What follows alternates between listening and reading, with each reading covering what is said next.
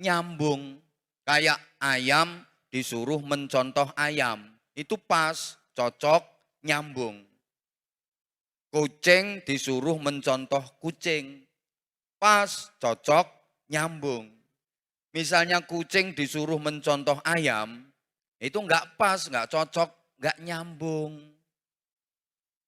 Nah, kita manusia, misalnya disuruh mencontoh malaikat, enggak pas, enggak cocok, enggak nyambung. Maka kayak sholat berjamaah, makmumnya manusia, imamnya juga manusia. Bisa nyambung, pas, dan cocok. Coba misalnya sholat berjamaah di Masjid At-Taqwa, Kodam 5 Brawijaya ini, makmumnya manusia, tapi imamnya malaikat Jibril. Jamaah sholat Isya yang jadi imam malaikat Jibril. Rakaat pertama habis Fatihah, baca Quran khatam 7 kali. Rakaat kedua habis Fatihah, baca Quran khatam 3 kali. Insya Allah kelenger semua makmumnya. Kalau imamnya malaikat nggak ada capek. Malaikat kan nggak kenal capek. Apa Bapak pernah ketemu malaikat Jibril pijet karena kecapean? Enggak. Kayak ceramah hari ini, pengajian hari ini, jamaahnya manusia, yang ceramah juga manusia. Ini pas, cocok, dan nyambung. Bayangkan misalnya jamaah yang mendengarkan manusia, terus yang kasih ceramah malaikat Israel. Bubar. Kalau malaikat kan wal malakul ladzi bila abin wa la aqlala syurba wala nauma lahum. Malaikat itu tanpa ayah, tanpa ibu. Malaikat itu enggak makan, enggak minum, enggak tidur. Itu malaikat. Jadi misalnya yang diundang ceramah di sini kok malaikat, ya panitia enggak perlu nyiapin minum, nyiapin makan, nyiapin Itu kalau yang diundang ceramah malaikat. Nah, pengumuman Anwar Zahid ini bukan malaikat.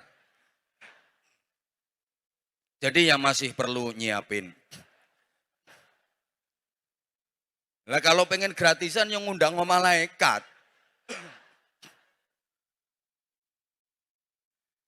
Rasulullah itu manusia. 100% Rasulullah manusia. Sebagai manusia, Rasulullah ya makan, ya minum, ya lapar. Kayak kita. Rasulullah ya sehat, ya pernah sakit. Rasulullah juga nikah. Manusia. Rasulullah ya kerja. Dikira kalau udah jadi nabi nggak usah kerja. Pengen apa-apa tinggal minta ke Tuhan. Pengen duit ya Allahumma duit. Kerotok-kerotok. Enggak. Pengen sate ya Allahumma sate. Gelodak. Enggak. Kerja Rasulullah. Rasulullah juga pernah nggak punya duit. Rasulullah kalau nggak punya duit, utang. Makanya yang utangnya banyak, jangan khawatir nggak diakui jadi umat Rasulullah. Tetap diakui. Rasulullah kalau nggak punya duit, utang. Makanya umat Rasulullah yang baik, kalau nggak punya duit, utang. Jangan nyolong, jangan korupsi. Kalau udah punya duit, bayar utang. Kalau duitnya berlebih, ngutangi, ngasih. Rasulullah tuh pernah ditagih hutang.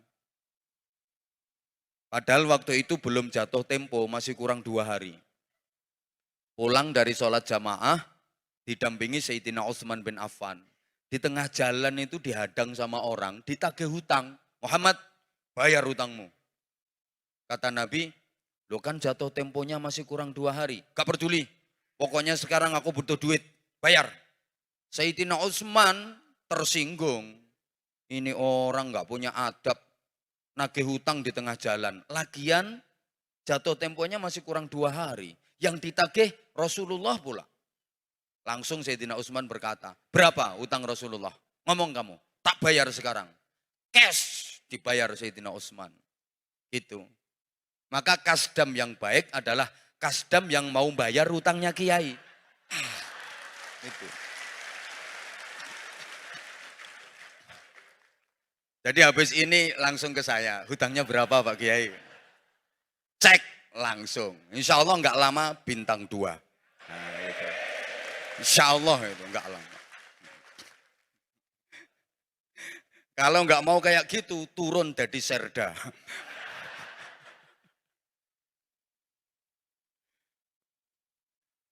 Rasulullah manusia. Ya pernah sakit. Gitu loh. Cuma nggak seperti umumnya manusia. Maka mungkin Bapak dan Ibu sering mendengar Muhammadun basyarun la kal basyar bal huwa kal yaqut bainal hajar. Nabi Muhammad adalah manusia namun tidak seperti umumnya manusia. Nabi Muhammad laksana berlian yang terletak di antara bebatuan. Nabi Muhammad berliannya, seluruh manusia pada umumnya bebatuannya. Nabi Muhammad itu manusia. Manusia yang merasa sebagai manusia. Manusia yang mengerti tentang manusia. Manusia yang memanusiakan manusia. Karena sekarang banyak manusia yang nggak merasa sebagai manusia. Banyak manusia yang tidak mengerti tentang manusia. Dan banyak manusia yang tidak memanusiakan manusia. Yang demikian itu berarti sesungguhnya dia bukan. Ya kalau manusia yang mau memanusiakan manusia. Oke, 2 hal. 1, Nabi Muhammad sebagai manusia. 2, tidak seperti umumnya manusia. Sebagai manusia, Nabi Muhammad ya makan. Kita manusia, kita juga makan. Tapi beda. Nabi Muhammad kalau benar-benar enggak lapar, enggak makan. Kalau belum benar-benar lapar, maksud saya tahu ulang. Nabi Muhammad itu kalau belum benar-benar lapar, enggak makan. Kalau kita meskipun tidak lapar, makan. Nabi Muhammad kalau makan, sebelum kenyang, sudah berhenti. Kalau kita kadung makan, meskipun sudah kenyang, enggak berhenti-berhenti. Nabi Muhammad itu kalau makan sedikit dan sedikit-sedikit. Kalau kita kan makannya banyak dan banyak-banyak. Nabi Muhammad itu makannya sedikit dan sedikit-sedikit. Sehingga beliau kalau makan pakai tangan kanan dengan 3 jari. Ibu jari, telunjuk, dan jari tengah. Ini menggambarkan betapa beliau kalau makan sedikit dan cara makannya sedikit-sedikit. Yang harus kita contoh itu sedikitnya dan sedikit-sedikitnya. Bukan pakai 3 jarinya. Kalau Nabi pakai 3 jari, iya yang dimakan roti kurma, enak ngambilnya. Lah sampean makan soto, pakai 3 jari, semangkok bisa 3 bulan. Sedikit dan sedikit-sedikitnya. Gitu loh. Jadi kita mencontoh Rasulullah itu juga ada yang situasional, gak harus plek. Contoh, Rasulullah dalam berpakaian pakai jubah, pakai surban. Kita gak harus pakai jubah, gak harus pakai surban. Ingat, yang pakai jubah dan surban bukan cuma Nabi Muhammad. Abu Jahal, Abu Lahab juga pakai jubah, juga pakai surban. Gitu loh. Maka standar berpakaian dalam Islam itu 1, nutup aurat. 2, suci. 3, sopan. Masalah model terserah. Yang penting nutup aurat, suci dan sopan. Jadi nggak harus plek. Nabi Muhammad itu pakai jubah. Kita juga harus pakai jubah. Wah, akhirnya tentara jubahan kabeh. Menek kelopo jubahan. Gak sida oleh kelopo, malah kelopone dhewe sing loro iku meletus. Rasulullah kalau kurban nyembelih onta. Karena di Arab, binatang yang gede, dagingnya banyak, halal itu onta. Nah kalau di Surabaya, Ya sapi. Di sini binatang yang gede, dagingnya banyak, halal itu sapi. Jangan maksa. Oh, Nabi Muhammad korban onta, kita harus korban onta, kita harus korban onta. Akhirnya ada yang korban onta, malah ditangkap polisi. Dari mana dapat onta kalau nggak nyuri dari kebun binatang? Itu loh.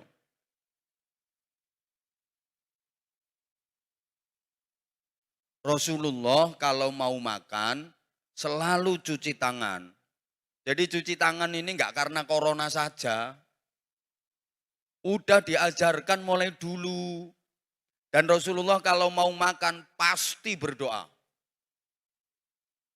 Nah, kalau di masyarakat kita mau makan berdoa itu cuma anak-anak saja. Karena ditekan sama mamanya. Mamanya nekan begitu anak mau makan, ayo mau makan doa dulu. Gimana doa mau makan, ayo. Gimana doa mau makan. Anaknya doa. Bismillahirrahmanirrahim. Allahumma baik ya nafi maujakna kita amin. Mamanya, yuk gimana tok wong nggak apal. Sebagai manusia, Rasulullah tidur. Kita manusia, kita juga tidur. Tapi beda.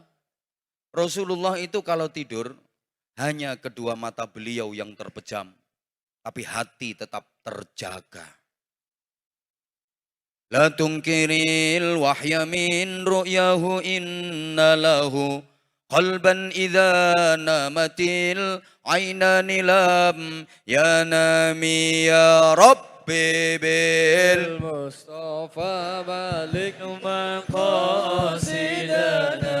waghfir lana ma madaya wasi'al karami maulaya salli wa sallim daiman abada ala habibika khairil khalqi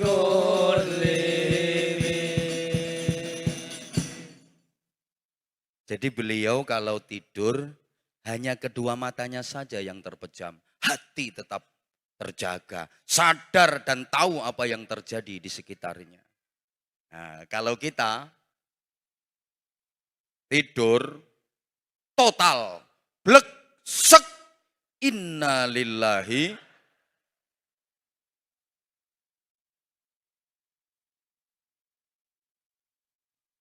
Dikrikiti tikus lu gak kroso.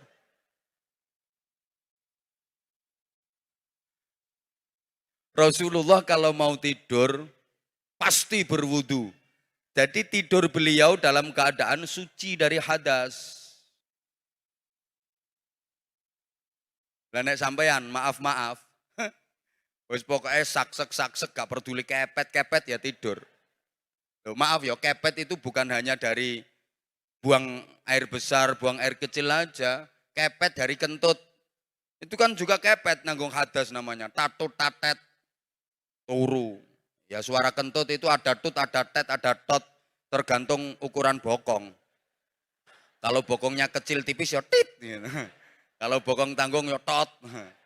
Bokong tebel kadek besar ya biasanya. Beda itu suaranya.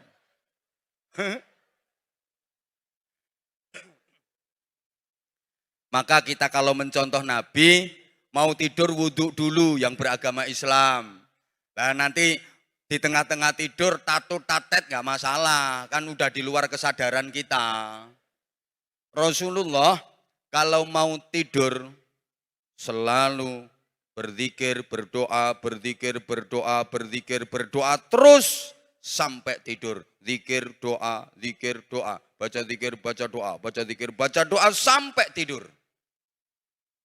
Kalau anggota Makodam 5 Brawijaya plus persitnya ini udah agamis betul. Saya yakin kalau mau tidur semuanya pada baca kitab. Kitabnya Fathul WhatsApp, Raudatul Facebook, Kifayatul Instagram, Hidayatul Twitter, dan Nihayatul TikTok. Tidurnya itu ngeloni HP. Betul? Ya Allah. Padahal dianjurkan baca Quran sebelum tidur agar kelak di akhirat dapat syafaatnya Al-Quran. Dapat pembelaan dan pertolongannya Al-Quran. Iqra'ul Quran fa innahu ya'ti yaumal qiyamati syafi'an li ashabih. Baca Al-Quran, nanti kelak di hari kiamat Quran akan datang memberikan syafaat dan pembelaannya kepadamu. Ibu, maaf, mata ibu kalau tiap hari lebih sering mana dipakai baca Quran sama baca HP? Oke, besok di akhirat minta syafaatnya Samsung ya. Bapak, sorry, matamu lebih banyak mana? Sopo ngomong matamu dewe mau? Ayo sini naik. Dikira kalau udah pakaian seragam sini takut apa? Diajak ngaji malah matamu. Matamu, yang belakang maksudnya, kalau yang depan saya nggak berani. Alah podo wae matamu, podo menungsane ae kok. Apanya? Saya juga pakaiannya hijau-hijau kok. Menyesuaikan tak setel teko omah iki wisan. Lebih banyak mana? Mentelengi Quran sama mentelengi HP. Mangkane belereng ya ngono. Allah ya Karim, itu kita. Sehingga sesungguhnya kita sakit tapi kita nggak sadar. Ya kapan-kapan tak jelasin yang itu Pak Kasdam, tapi nanti diundang lagi. Ya kalau disampaikan sekarang semuanya ya engkau gak diundang meneh. Ini namanya marketing dakwah. Dibikin penasaran dulu biar ngundang lagi. Rasulullah kalau tidur posisinya istiqamah, beradab. Miring kanan hadap kiblat. Jadi miring kanan hadap kiblat. Misalkan posisinya di Indonesia sini berarti kepala di utara, kaki sebelah selatan, miringnya ke kanan, hadap kiblat kayak gini, telapak tangan kanan dipakai bantal pipi kanan, telapak tangan kiri ditaruh di atas paha kiri. Mulai mapan sampai bangun, gak berubah posisinya. Itu Rasulullah kalau tidur. Nah sampean ya iso nyontoh mapane. Miring kanan hadap kiblat, telapak tangan kanan pakai bantal pipi kanan, telapak tangan kiri taruh di atas paha kiri. Mapane iso, tapi tengah-tengah tidur malang megung ndak karu-karuan. Kadang tangan iso operasi tekan Gunung Bromo, Gunung Kelut. Malah iso blakraan tekan hutan Jawa Tengah barang.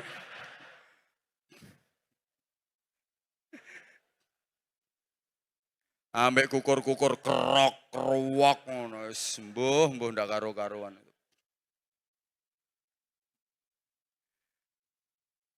Ono yang nanya hutan Jawa Tengah itu mana katanya. Sing cerdas toh, ngaji sama Anwar Zaid itu harus cerdas. Sebagai manusia, Rasulullah ya berkeringat.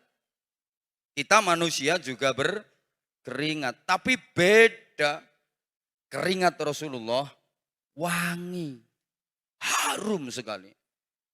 Zaman di mana waktu itu belum ada parfum, keringat Rasulullah itu harum, wangi, digawe rebutan. Beruntungnya manusia yang dapat tetesan keringat Nabi. Keringatnya Kanjeng Nabi wangi. Keringatmu? Kena gawe bumbu sayur asem lek keringat. Sebagai manusia, Rasulullah juga kencing. Kita manusia juga kencing, tapi beda.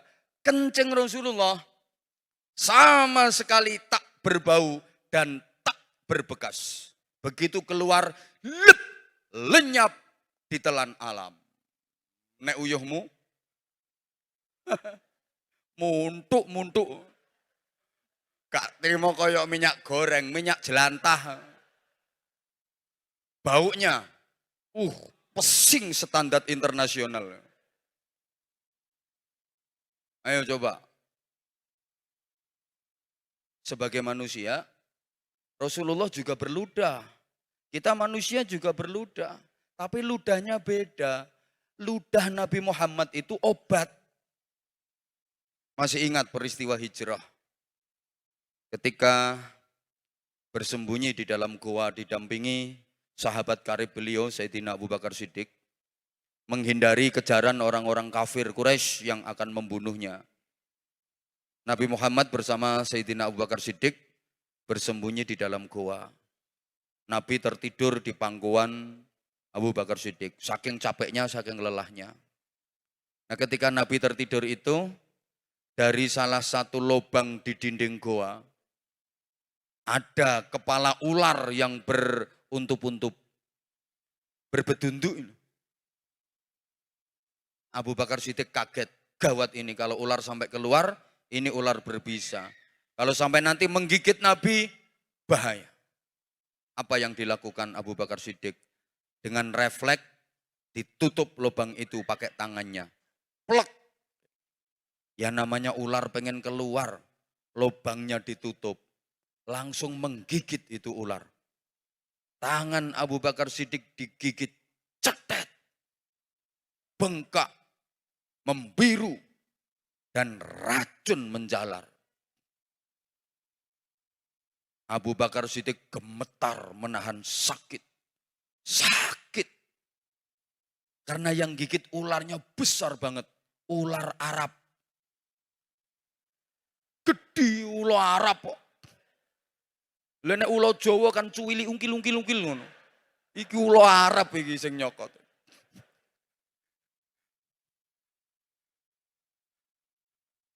Ula. Iki Abu Bakar Siddiq gemeter. Keringet derodosan. Nah, keringat Abu Bakar Siddiq ada yang netes ke wajah Rasulullah. Terbangunlah Rasulullah. Dipandang wajah sahabatnya yang pucat pasi. Dengan tubuh gemetar dan keringat bercucuran. Ditanya, kamu kenapa? Gak apa-apa. Ini sambil tangannya masih nahan lubang yang digigit ular tadi. Kamu sakit ya? Enggak. Kamu takut dikejar orang-orang kafir? Enggak. Kamu berat meninggalkan Mekah? Enggak. Terus kamu kenapa? Karena didesak sama Nabi akhirnya ngaku. Joko tulo gitu. Dipegang itu tangan, diludahi sama Rasulullah. Cuh, sembuh seketika. Seperti enggak ada bekas gigitan. Jadi sembuh seperti sedia kala. Jadi idune Kanjeng Nabi niku obat. Idumu. Salah naruh panjang urusannya. Idumu keliru ndekek ya dawa urusane. Ayo coba ngidu nang ngarepe Pak Kasdam. Tamat riwayatmu.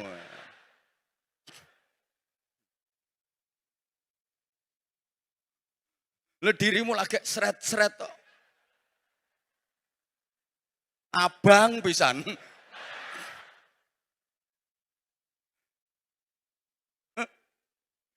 Ayo coba.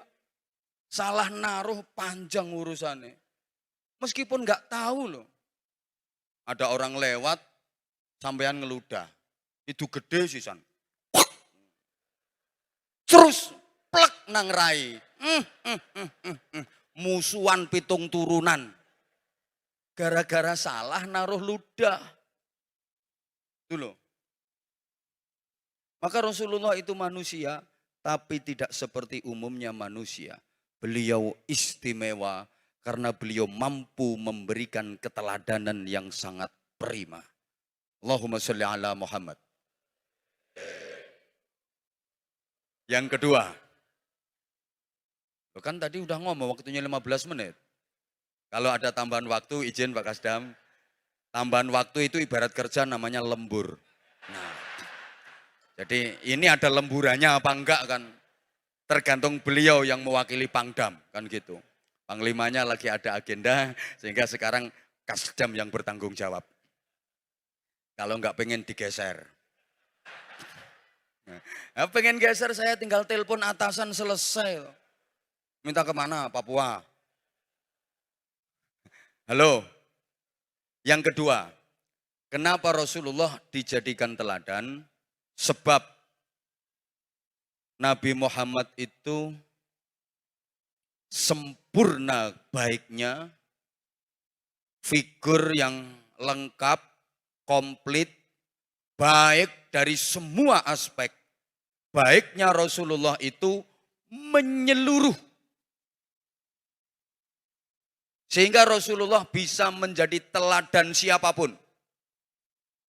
Siapapun orangnya, apapun profesinya, bisa meneladani Rasulullah. Karena memang Rasulullah bisa dijadikan teladan oleh siapapun. Baiknya Rasulullah itu stabil, lurus, nggak ada bengkoknya sama sekali.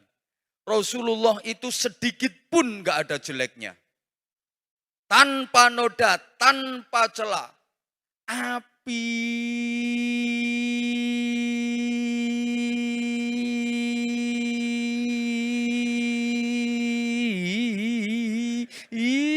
tok. Nah kalau kita kan sebaik-baiknya kita pasti punya masa lalu. Pasti. Sebaik-baiknya Pak Kasdam pasti punya masa lalu. Pernah melukai hati seseorang. Padahal sudah memberikan janji dan harapan.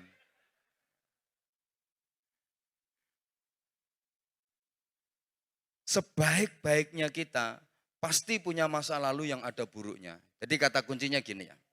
Setiap orang baik pasti punya masa lalu yang ada buruknya. Dan setiap orang buruk ada harapan punya masa depan yang baik. Saya ulang, nanti tolong dibikin status ya. Ya gawe status sih sing api-api sing membangun ngono lho. Status galau tingkat dewa ngono. Uripmu yo kacau terus kok. Perhatikan, terutama yang tidak begitu cerdas, perhatikan. Setiap orang baik pasti punya masa lalu yang itu ada buruknya. Maka jangan pernah merasa diri baik. Dan setiap orang buruk ada harapan punya masa depan yang baik. Maka jangan putus asa untuk berjuang jadi orang baik. Oh no. Yo bikin kata-kata kayak gini nggak mudah. Makanya yo larang. Bu, nek pengen murah bojomu kongkon ceramah dhewe. Murah yo. Ngeyel kandhani rupa nggawa rega kaya. Rasulullah itu figur yang sempurna. Siapapun bisa mencontoh dan meneladani Rasulullah. Ada orang jadi guru misalnya. Aku guru. Loh, Rasulullah juga guru. Rasulullah juga bukan cuma guru bangsa, guru dunia, guru akhirat.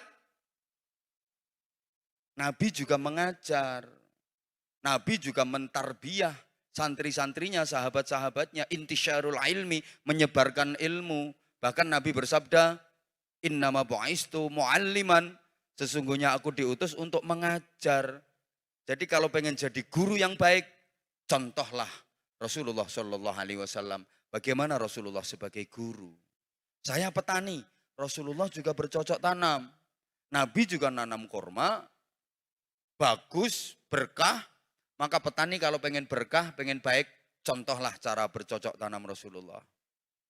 Aku pedagang, Rasulullah pedagang ulung. Umur 12 tahun aja dagangnya udah lintas negara. Udah sampai ke negeri Syam, sekarang jadi negara Syria. Maka pedagang yang baik, kalau pengen barokah, contoh cara berniaga Rasulullah Shallallahu Alaihi Wasallam. Apalagi, aku tentara, Rasulullah jenderal, Rasulullah militer, tentara yang baik, tentara yang hebat, tentara yang mau mencontoh dan meneladani Nabi Muhammad. Nabi Muhammad itu jenderal. 27 kali peperangan, memimpin pasukan dan berada di garda terdepan. 27 kali perang. Rasulullah berada di garis terdepan memimpin pasukan. Iki moro-moro dadi brigjen nih tahu perang ping piro. Enake moro-moro dapat jabatan kasdam. Perang berapa kali coba? Moro-moro bintang nang kene. Gak tahu perang. Dikirim no Ambon yo alasan ae.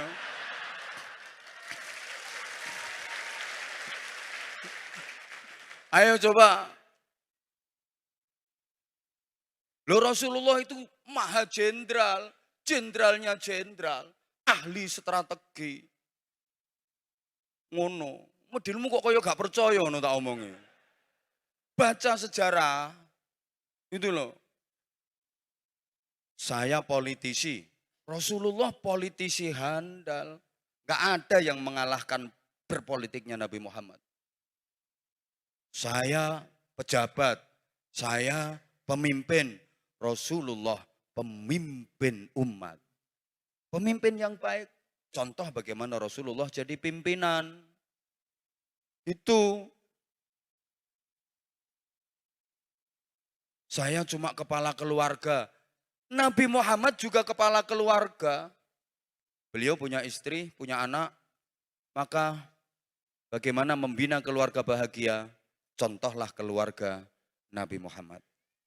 Nah, sampean membina keluarga bahagia kok mencontoh Nabi Isa? Enggak bisa. Nabi Isa enggak nikah. Nabi Isa kan enggak kawin. Mencontoh keluarga bahagia kok nyontoh Nabi Isa. Enggak iso, Nabi Isa gak rabi. Hanya ada orang yang ngaku jadi pengikutnya Nabi Isa. Terus dia beranggapan kalau enggak nikah itu ajarannya Nabi Isa. Akhirnya dia ikut-ikutan enggak nikah. Ini kalau menurut saya, 1 rugi, 2 mubadzir. Ya dikasih peralatan masa enggak digunakan. Gawe nguyah-nguyuh tok ya kemeng nganggur kok.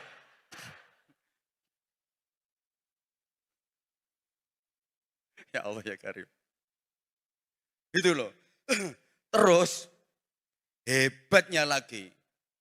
Nabi Muhammad itu kehebatannya, keagungannya, totalitas.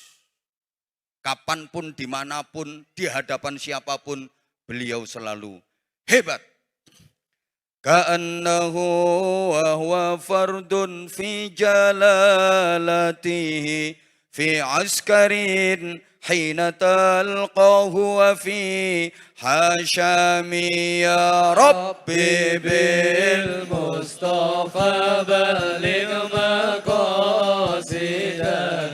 waghfir lana ma madha ya wasi'al karam maulaya salli wa sallim daiman abada ala habibika khairil khalqi kullihim.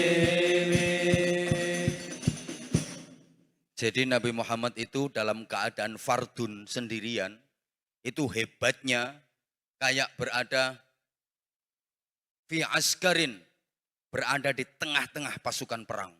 Gagahnya Rasulullah, keagungannya Rasulullah, kehebatannya Rasulullah itu dahsyat. Sendirian Rasulullah hebat. Bersama sahabat-sahabatnya, kawan-kawannya, seletehnya Rasulullah hebat. Di hadapan lawan-lawannya Rasulullah hebat. Di hadapan keluarganya Rasulullah hebat. Di hadapan istrinya Rasulullah hebat. Di rumah hebat. Di perjalanan hebat. Di pasar hebat. Lagi berdiri, duduk, berjalan, sampai tidur hebat. Kapanpun, dimanapun, di hadapan siapapun, dalam kondisi dan situasi bagaimanapun, Rasulullah hebat. Nah kalau kita kan bisa hebat, tapi temporer. Ya kadang-kadang hebat, kadang-kadang loyo. Kalau kita kan hebatnya hanya di tempat-tempat tertentu dan pada waktu-waktu tertentu saja. Kasdam 5 Brawijaya, hebat. Kalau di depan anak buahnya, hebat. Di kantor, hebat. Siapa ditunjuk, siapa diperintah, berangkat. Perintah jenderal, perintah jenderal. Kamu itu gimana. Itu kalau di kantor di hadapan anak buah. Tapi kalau di rumah di hadapan istri, meskipun udah jenderal, kayak nggak tamat SD.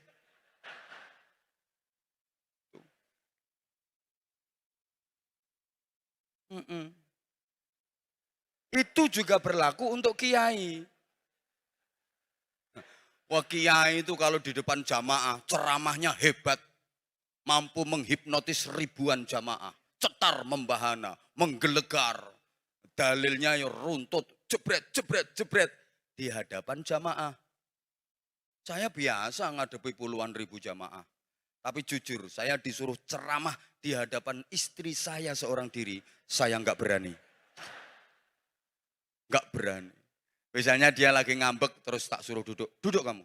Begitu dia duduk, plek, langsung tak ceramai. Assalamualaikum warahmatullah. Saya salam belum selesai, mesti pret, tinggal nyingkrih misalnya.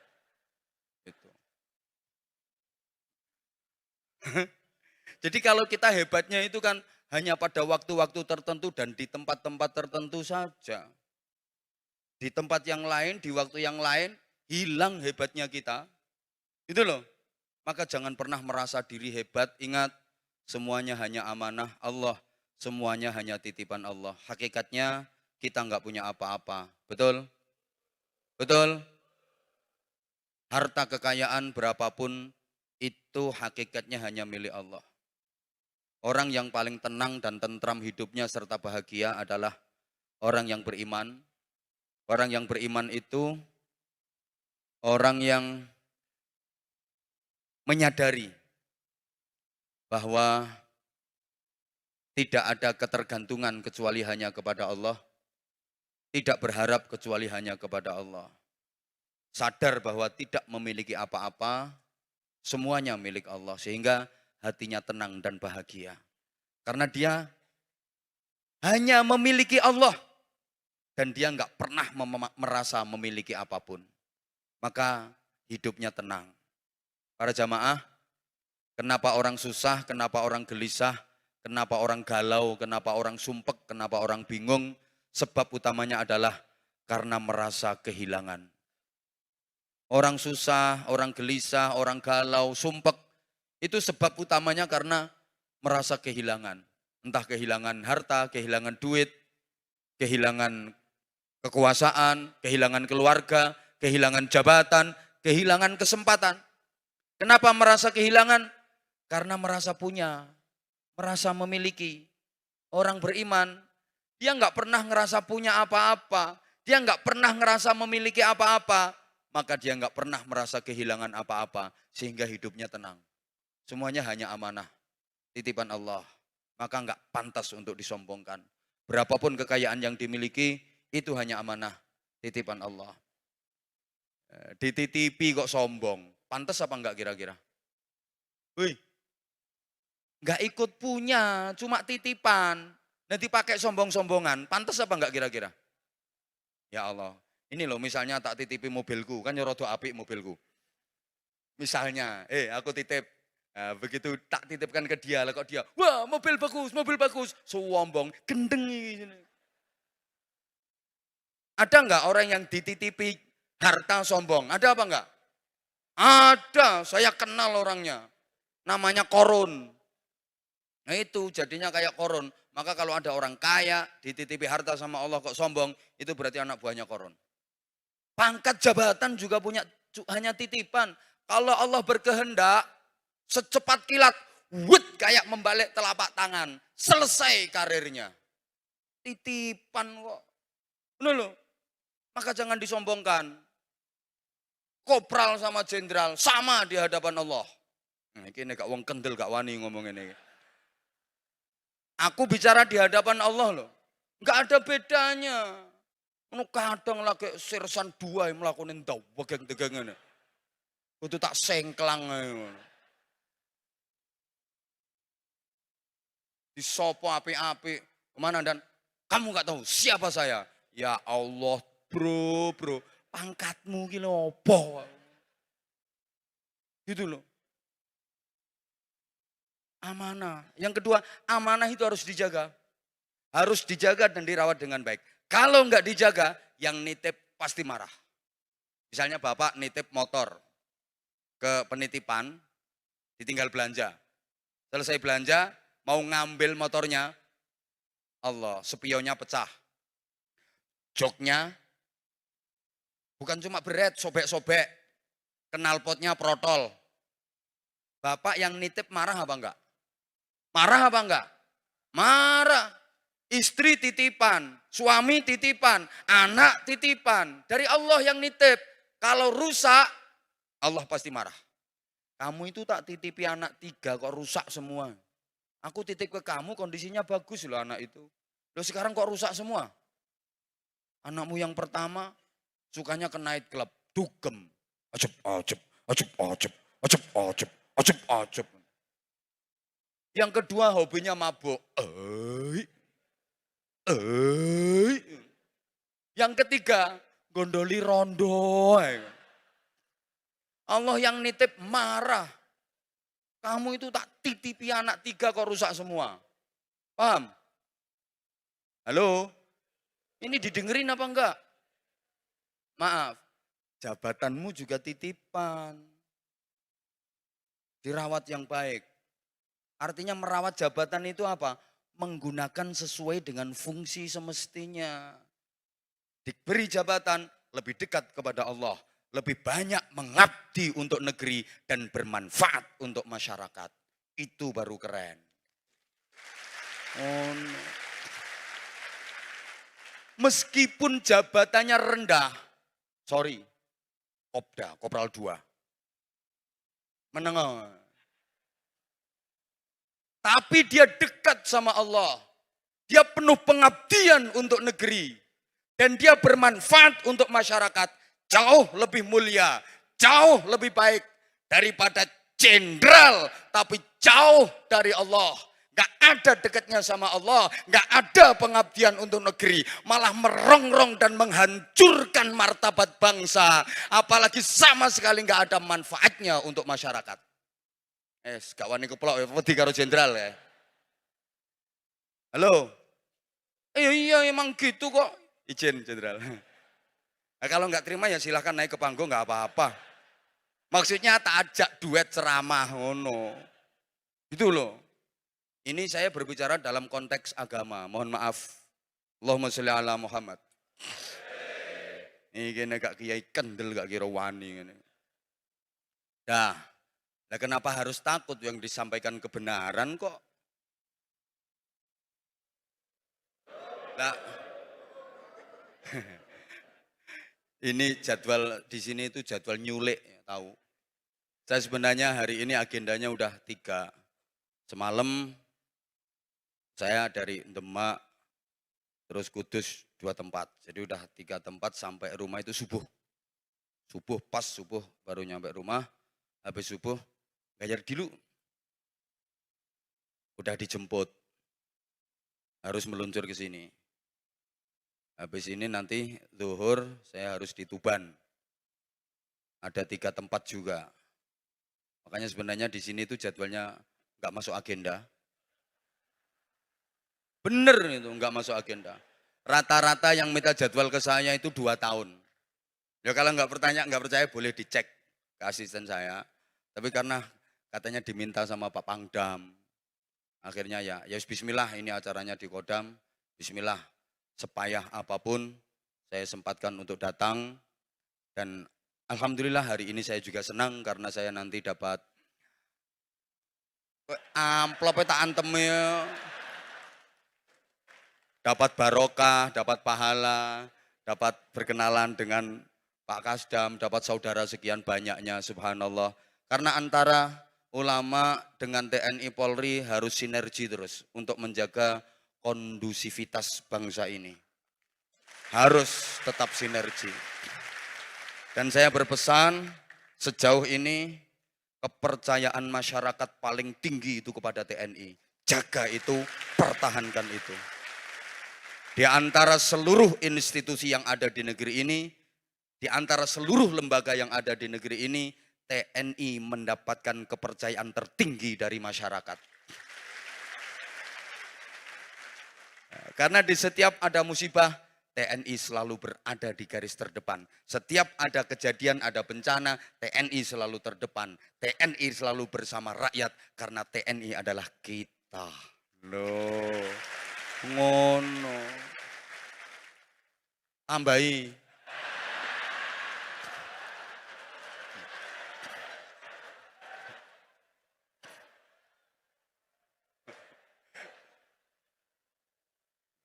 Ya jangan sampai kepercayaan rakyat ini jadi ternoda karena ulah oknum yang tidak bertanggung jawab. Ngono loh. Makanya ya hati-hati Pak Kasdam dalam membina anak buah. Bisa jadi itu yang mencoreng marwah TNI. Oknum anak buah yang tidak taat pada perintah. Gitu loh. Kalau bisa dibina, nggak bisa ya dibinasakan. Timbang ngerusui, gitu loh. Izin nanti kalau ada apa-apa saya izin melaporkan.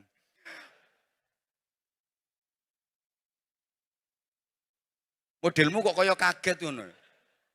Sampeyan pikir aku gak kenal karo jenderal-jenderal TNI ngono apa piye? Sampeyan njaluk dipreteli jabatanmu apa? Macem-macem ae. Wis meneng. Ya Allah ya Karim. Yang ketiga sekarang. Loh enggak. Pokoknya saya hanya mengingatkan jangan lupa dengan tugas pokok. Ya, jangan lupa dengan tugas pokok. Artinya jangan terpengaruh dengan hiruk pikuk perpolitikan yang lagi memanas. Sampai melupakan tugas pokoknya. Apa tugas pokok TNI? Kadang-kadang ini gak apal ini. Keterima gak apal. Menjaga kedaulatan negara, mempertahankan wilayah, mempertahankan keutuhan wilayah negara Kesatuan Republik Indonesia yang berdasarkan Pancasila dan Undang-Undang Dasar Negara Republik Indonesia tahun 1945. Terus serta melindungi segenap bangsa dan seluruh tumpah darah. Wah, sak terusé kowe. Aku tahu maca kae kok ngono elingku lho. Nggih, Pak nggih. Ya wis ngono iku, aja sampai lali. Maka kalau saya secara pribadi melihat kinerja dari anggota TNI, saya secara pribadi berkeyakinan Andalah mujahid-mujahid sejati. Andalah pejuang-pejuang yang sesungguhnya. Andalah yang rela mengorbankan waktu, tenaga, pikiran, bahkan mengalahkan kepentingan pribadi dan keluarga demi menjalankan tugas negara. Warga jadi hidup nyaman, tenang dalam menjalankan ibadah karena diamankan oleh TNI. Oh ngono. Makanya jangan dicoreng. Gak njaluk tambahan.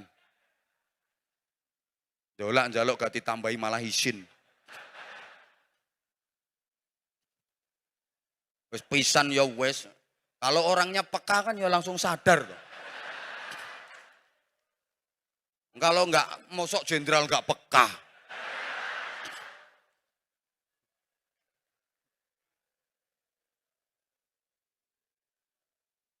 Nah, kalau masih kolonel enggak begitu peka enggak masalah. Jenderal lo enggak peka.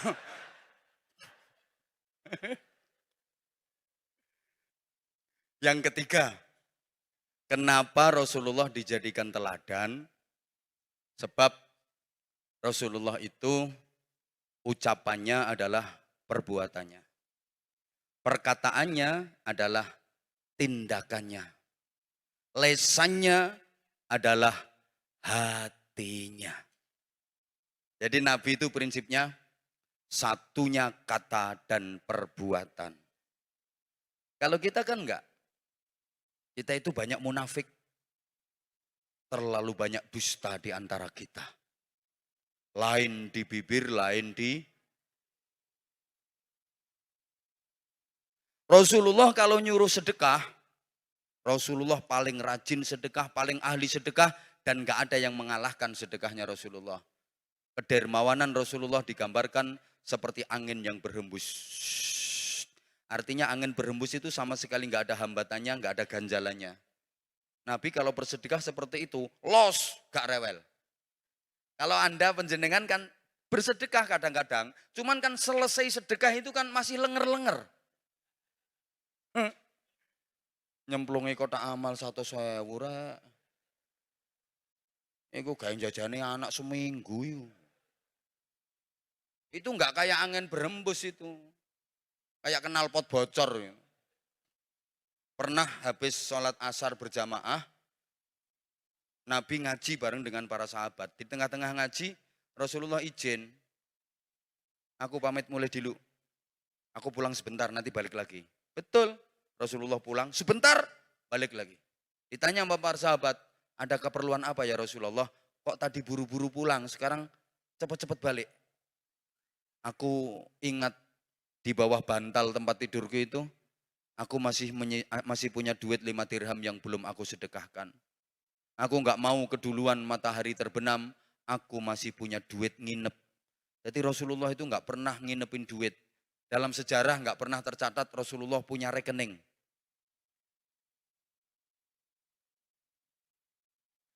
Lah nek wong saiki lak gendut-gendutan rekening. Itu tapi kadang-kadang enggak sesuai dengan yang dilaporkan. Harta kekayaan yang dilaporkan enggak sesuai dengan yang ada di rekening. Karena apa? Di atas namakan orang lain. Lah nek sing mburi-mburi ora cetha bayaranmu piro.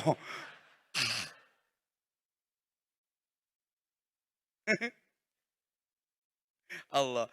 Kalau Rasulullah memerintahkan sholat tahajud qiyamul lail, Rasulullah enggak pernah meninggalkan tahajud sepanjang hidupnya.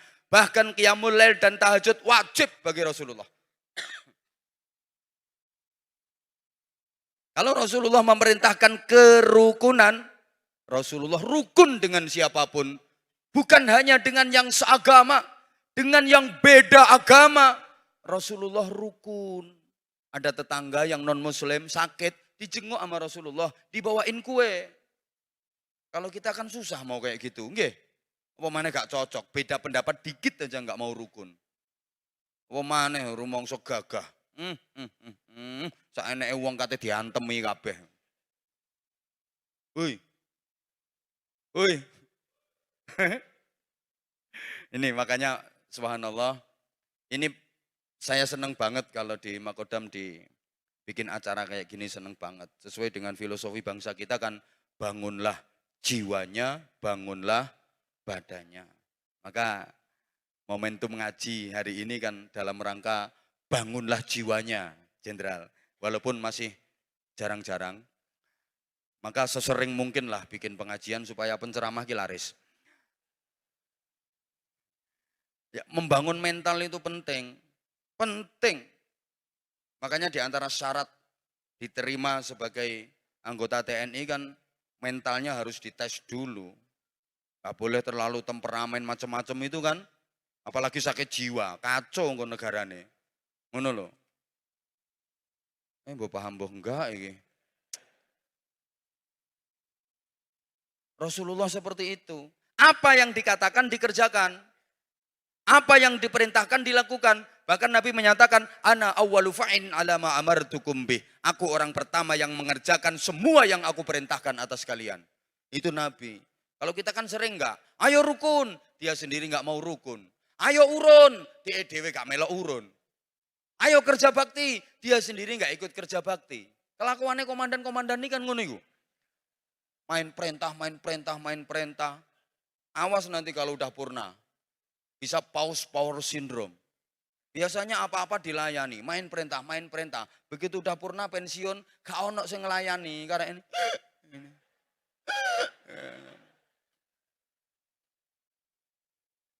Saya perhatikan kayak gitu. Orang itu makin tinggi jabatannya makin minta dilayani, makin minta dilayani. Tuh, makanya Allah ya Karim, kacamata aja minta dibawain, map minta dibawain. Jadi mundak dhuwur pangkate, mundak keple tangane. Oh, bawa map sendiri itu ndak kuat kok. Kok begitu ya orang itu ya? Sepatu minta dibawain, padahal dulu waktu masih perwira anyaran ya usung-usung beras ngangkut-ngangkut ya biasa. Itu kita memang kita seperti itu. Saya juga biyen saya dadi santri karo saiki wis kaya ngene iki. Oh, menungso aku. Ya Allah, ya Allah, ya Allah. Maka ayo. Kalau iya, kita kan enggak, memang itu kita.